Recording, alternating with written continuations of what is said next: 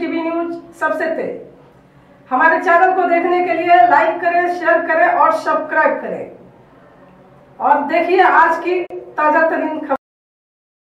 भिवंडी तालुका ग्राम पंचायत बावली के माजी सरपंच व समाज सेवक श्रीकांत गायकर साहब के घर पे बप्पा विराजमान। हर साल की तरह इस साल भी बड़े ही हर्षोल्लास के साथ बप्पा का आगमन हुआ।